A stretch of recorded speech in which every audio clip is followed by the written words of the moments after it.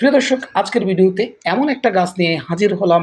গ্রাম বাংলায় অনেকে এই গাছটাকে চিনেন, শহরের অনেক মানুষও চিনেন, আবার অনেকে চিনেন না। প্রিয় দর্শক, এই গাছটিকে রুজেলা গাছ, মেস্তা গাছ, চুকাই গাছ, চুকর গাছ, বাংলাদেশের বিভিন্ন জায়গায় এটি বিভিন্ন নামে পরিচিত। যারা এইটা চিনেন তারা হয়তো গাছটা দেখার পরেই এই গাছটার নাম এবং এই গাছটার আসলে কি কাজ করে এই গাছটা সেটাও বুঝতে পেরেছেন। তো প্রিয় দর্শক, আজকে কথা বলবো এই চুকাই গাছ দিয়ে। প্রিয় দর্শক, এই চুকাই গাছ এর পাতা কিন্তু প্রিয় দর্শক অনেক স্বাদযুক্ত একটা পাতা।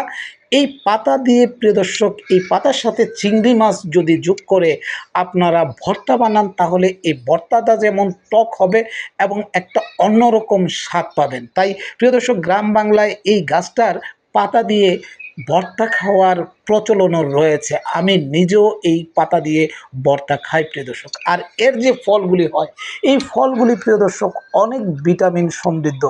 এতে কমলা লেবুর চেয়েও ৯ গুণ বেশি ভিটামিন সি রয়েছে। এইটা কি প্রিয় দর্শক আপনি জানতেন? টক স্বাদযুক্ত এই গাছের পাতা, ফুল, কেলিক্স, সালাদ, জ্যাম, জেলি এবং ভিটামিন সি সমৃদ্ধ ভেষজ চা তৈরি করে দারুণ জনপ্রিয়তা পেয়েছে এই গাছটি। প্রিয় দর্শক, ভিটামিন সি এর যে উৎস এতে আছে, এতে কমলা লেবুর চেয়েও ৯ গুণ বেশি ভিটামিন রয়েছে, যা রোগ প্রতিরোধ ক্ষমতা বাড়ায়। রুজেলা চা উচ্চ রক্তচাপ কমাতে এবং খারাপ কোলেস্টেরল নিয়ন্ত্রণ করতে অত্যন্ত কার্যকর।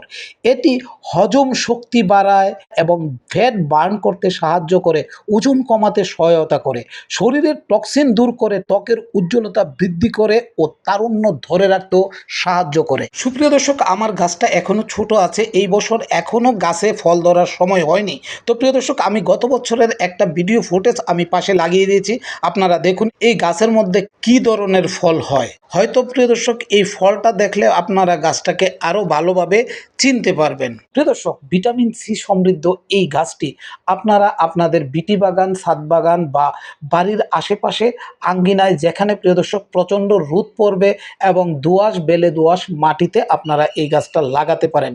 এই গাছ লাগানোর উপযুক্ত সময় হলো এপ্রিল থেকে মে মাস। ফুল ফুটার প্রায় 15 থেকে 20 দিনের মধ্যে যখন এর বাইরের অংশটি ক্যালিক্স গাঢ় লাল হয়, মাংসল হয়, তখন তা সংগ্রহ করার উপযুক্ত সময় হয়। তো প্রিয় দর্শক, আজই লাগিয়ে দিতে পারেন আপনার ছাদ বাগান, ভিটি বাগান বা আঙ্গিনার পাশে একটি রোজেলা গাছ। প্রিয় দর্শক, এই কথাটা আমি গ্যারান্টি দিয়ে বলতে পারি, একবার যদি রোজেলা দিয়ে মাছ দিয়ে যদি টক রান্না করে খান, তাহলে প্রিয় দর্শক এর স্বাদ আপনার বছর ভরে মুখে লেগেই থাকবে এবং বারবার খেতে ইচ্ছা করবে। তাই প্রিয় দর্শক, দেরি না করে একটা রোজেলা গাছ সংগ্রহ করুন, আজই লাগিয়ে দিন আপনার ছাদ বাগান, বিটি বাগান অথবা আঙ্গিনার কোনো একটা অংশে যেখানে প্রচুর রোদ পড়বে। তো প্রিয় দর্শক, আজকের ভিডিওটা যদি আপনার কাছে ভালো লাগে তাহলেই ভিডিওর সার্থকতা। তো প্রিয় দর্শক, আজকের ভিডিও থেকে আমি বিদায় নিব, দ্রুতই ফিরবো ছাদ বাগান, বিটি বাগানের যে কোনো গাছ নিয়ে। ততক্ষণ পর্যন্ত প্রিয় দর্শক আপনারা সাথেই থাকুন, ভালো থাকুন আর সুস্থ থাকুন, নিরাপদে পথ চলুন। আল্লাহ হাফেজ।